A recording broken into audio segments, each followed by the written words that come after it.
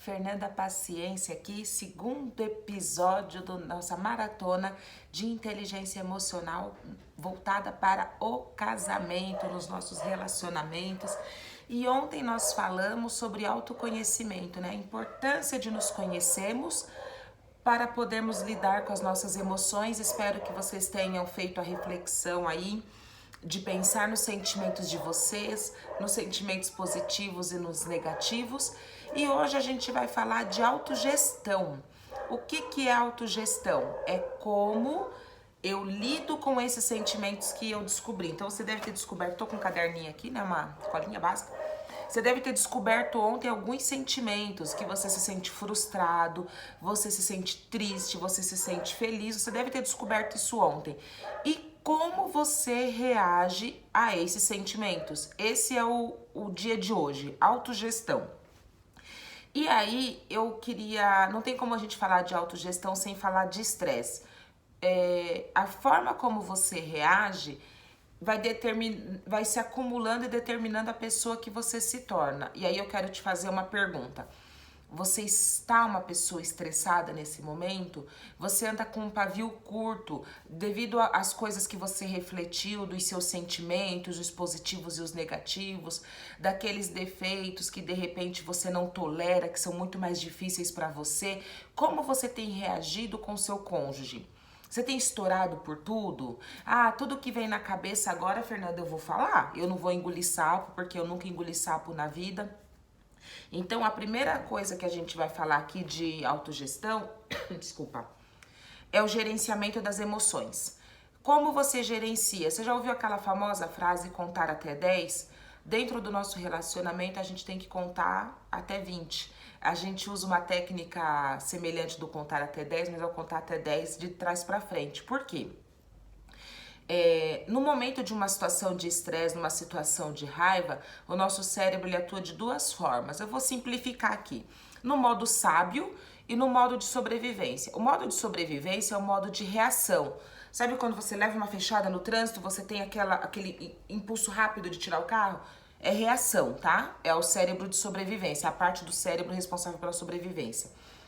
E muitas vezes nós respondemos com essa parte do cérebro. Então, seu marido chega e te fala alguma coisa, você faz pá, não vou levar desaforo, já responde.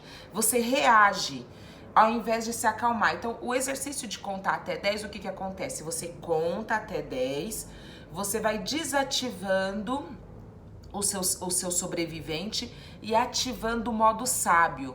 Então você consegue responder de uma forma mais assertiva. Então, basicamente, contar até 10 não é só para passar o tempo, né? Existe uma questão, uma explicação científica para você contar até 10, né? E aí também tem uma outra questão de adaptabilidade. Tem aquela teoria, né, de o mais forte sobrevive, depois vem a teoria do que mais se adapta sobrevive, e nós temos que nos adaptar. Como nós estamos nos adaptando? E nós temos visto nesse tempo de pandemia, de isolamento social, muitos casais brigando, brigando por quê? Porque não se adaptou a passar o dia junto, não se adaptou a dividir as tarefas da casa, não se adaptou no cuidado com os filhos, não se adaptou com a diminuição de renda, porque houve queda financeira para a maioria das famílias. E aquele que melhor se adapta, convive melhor. E aí eu quero que você olhe para você. Como que você se adaptou nesse período de pandemia? Vocês buscaram alguma alternativa juntos? Vocês buscaram readequar a rotina, realinhar? Lembra que eu falei ontem de ser 2 em 1? Realinhar os objetivos de vocês para esse novo momento, para essa nova situação? E uma pessoa que tem uma boa autogestão também, ela é uma pessoa orientada para a realização. Ou seja, eu quero fazer dar certo, eu quero olhar para aquela situação e olhar e ver algo maior. Então, de repente, tem alguma situação que talvez traga algum conflito para o casal, alguma briguinha ali, mas eu tenho que olhar para a realização, olhar para o todo, olhar para o maior. Vale a pena? E aí, aqui entra uma questão assim de todas essas brigas que você está entrando, todo esse conflito que você está entrando, vale a pena? Responde pra mim, vale a pena? São brigas que você tinha que comprar? Porque muitas vezes nós ouvimos um lado da história e a gente acaba comprando uma briga que não é nossa. Inclusive dentro do casamento. Às vezes o marido vem contar alguma situação da mãe, do cunhado, aí você já esbraveja. Aí você tá comprando uma situação ali que nem é sua, que não vai levar vocês como casal a lugar nenhum. Então muitas vezes nós temos que aprender a ouvir uma história, ouvir uma fofoca, né? Um caso de família, e nos isentarmos, não opinarmos sobre ele. Por que nós vamos opinar sobre ele, né? Vale a pena? Sempre que você for começar uma discussão, sempre, pensa assim, vale a pena? Eu costumo usar uma frase assim, você prefere ter razão ou ser feliz? Porque dentro do casamento, os dois geralmente andam separados. E eu,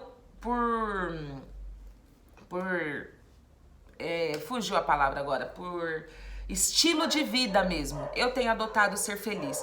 Dificilmente eu vou entrar numa briga para tentar ter razão ou para tentar convencer alguém que já está convencido de que não vai se convencer. E a gente vai se desgastar à toa. E nós nos desgastamos as nossas emoções, nós ficamos frustrados, vamos dormir com raiva, ficamos bravos e pra quê? Aí eu pergunto pra você, pra quê que nós fazemos tudo isso conosco mesmo? E fazemos isso com o nosso cônjuge? Chega o final do dia, se vocês não estão em home, ou enfim, na hora que acabou o trabalho, independente da forma como ele esteja configurado, voltar para casa tem que ser um conforto para os dois. Não pode ser o ambiente de luta, o ambiente de guerra, o ambiente que eu vou chegar em casa e ele vai me falar isso, eu vou responder aquilo. Nós temos que buscar harmonia nesse momento. A nossa casa tem que ser o nosso refúgio e não a nossa prisão. Não o lugar que nós vamos voltar por obrigação, mas o lugar que nós ansiamos o dia todo para voltar para lá. Mesmo nós que estamos trabalhando em home, quando acaba o nosso home, é como se a gente chegasse em casa. E esse momento tem que ser prazeroso. Porque muitos se afogam no trabalho, gastam toda a sua energia no trabalho para não ter que pensar na sua casa. Então, para não ter que pensar na esposa, não ter que pensar no relacionamento e se afunda de trabalhar para não ter que pensar num conflito que tem que resolver. Os conflitos têm que ser resolvidos, mas você não tem que entrar em todas as brigas, você não tem que entrar em todas as confusões que são apresentadas para você. E aí, o otimismo. As pessoas otimistas são mais felizes. E aí, aqui eu quero fazer um parênteses. Dentro do casamento, a gente não adianta ser só... a gente tem que ser otimista, mas não sonhador. E a gente não tem que pensar assim, as coisas vão dar certo porque eu tô pensando positivo. Não. Você tem que fazer dar certo. As coisas não vão dar certo por pura mágica. Não vai acontecer hoje. Ai, meu marido mudou completamente, minha esposa mudou total e agora nós vamos viver numa perfeita harmonia. Não.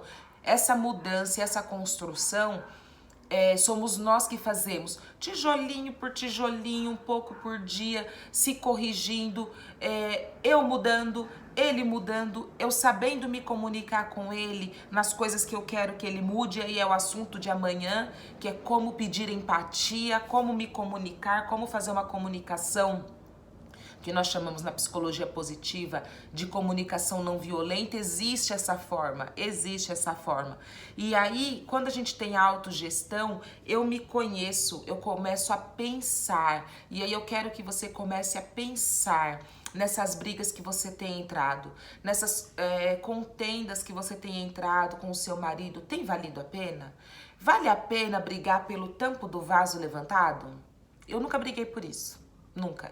Por isso eu nunca briguei desde o dia que casei. Talvez meu marido que briga comigo por toalha molhada, que eu deixo em qualquer lugar mesmo, e eu nunca briguei. Tem certas coisas que não valem a pena. Às vezes ele briga comigo, ele é mais metódico do que eu pra coisa de casa. E ele fala, Fernanda, você colocou 5 copos em cima da pia. E eu falo assim, Johnny, vale a pena a gente brigar? Às vezes eu falo assim pra ele, tem tantas coisas que você faz que me irrita, mas eu prefiro não brigar, eu prefiro ir lá e corrigir e não brigar, e isso é muito verdade. Mas aí volta naquele exercício de ontem, de coisas que não te afetam, que coisas que você pode negociar. Se é um defeito dele que você consegue gerenciar e negociar, por que você vai brigar? Por quê? Que esposa você tem sido? A que briga ou a que acolhe o seu marido? Você, marido, que esposo você tem sido? A que protege a sua esposa e acolhe ou a que critica? E aí eu quero contar uma historinha sobre uma esposa que é impulsionadora do marido e aquela que joga para baixo. Não é muita história, eu ouvi e me veio na cabeça agora. O marido saiu, né, e comprou um carro novo para ele e um carro velho, né, para o estado do carro. E aí ele demorou para chegar em casa e aí ele falou, antes dele sair, a esposa falou, traz o pão. E ele foi lá, se envolveu com o negócio do carro e voltou para casa todo feliz, porque tinha pego o carro. E aí a esposa olha para ele e fala assim, cadê o pão? Você não trouxe o pão? Eu não acredito que você esqueceu do pão. Você saiu só com a obrigação de trazer o pão e você esqueceu.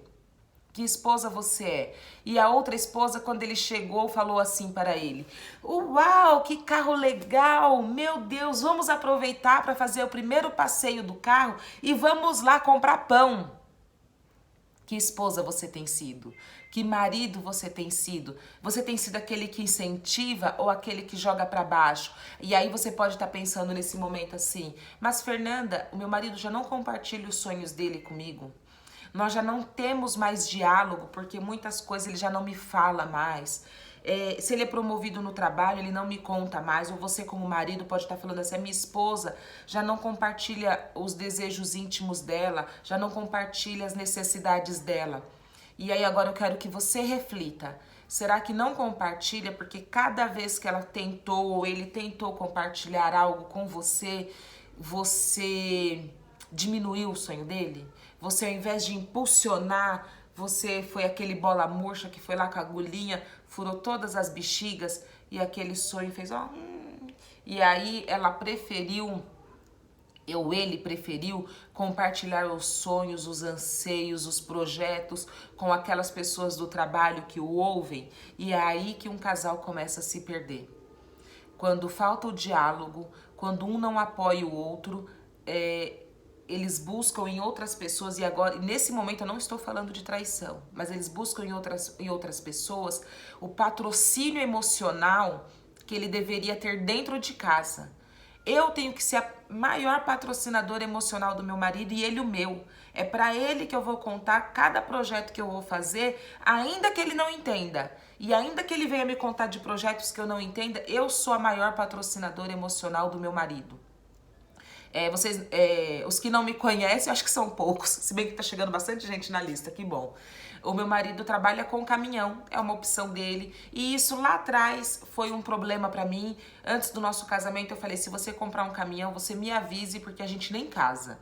Foi o que eu falei pra ele antes do nosso casamento, já estávamos de casamento marcado, igreja marcada, buffet pago, pra você ver o nível de sabedoria que eu tinha lá no início do nosso casamento. Enfim, as coisas andaram e ele hoje tem um caminhão que é dele e eu sou a maior patrocinadora. Eu não entendo de caminhão, eu não entendo de câmbio, de marcha, mas eu sou a patrocinadora emocional dele. Cada vez que ele chega aqui, agora a gente tá com um projeto de trocar de caminhão, e cada vez que ele chega aqui, ele fala de um caminhão novo, eu falo que legal, esse é melhor, eu pergunto pra ele, fala assim, esse é melhor? É melhor do que aquele outro que você viu semana passada? Esse vai dar pra fazer aquele projeto que você tinha falado, porque é importante pra mim.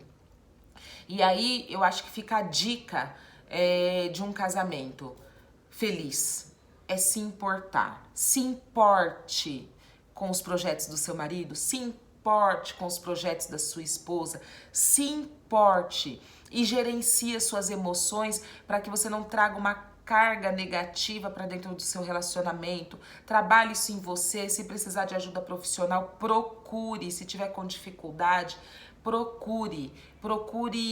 E aí, isso aqui não estava nem no foco da maratona, mas procure ter casais de referência que tenham mais tempo de casados do que vocês para o seu ciclo de amizade. Vocês têm? Como que está o ciclo de amizade de vocês?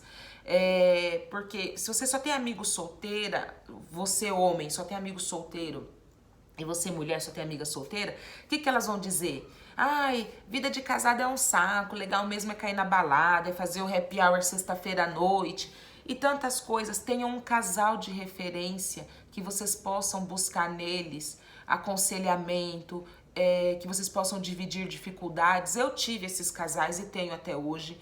Casais que são referência para mim, para o meu casamento, que me aconselham, que aconselham meu marido quando precisa. Ele menos, porque ele é mais resistente, eu mais. Mas nós temos, porque nós temos que cuidar disso também e cuidar das brigas que nós compramos. Cuide.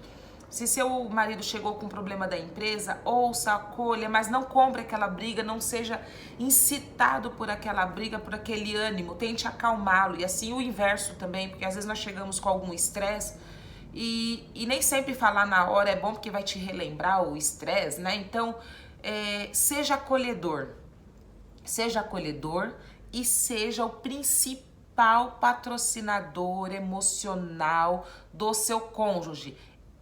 Seja aquele que incentiva, que vai falar, uau, que legal, você comprou um Passat, ou vou falar um Monza 89, que é o meu carro preferido.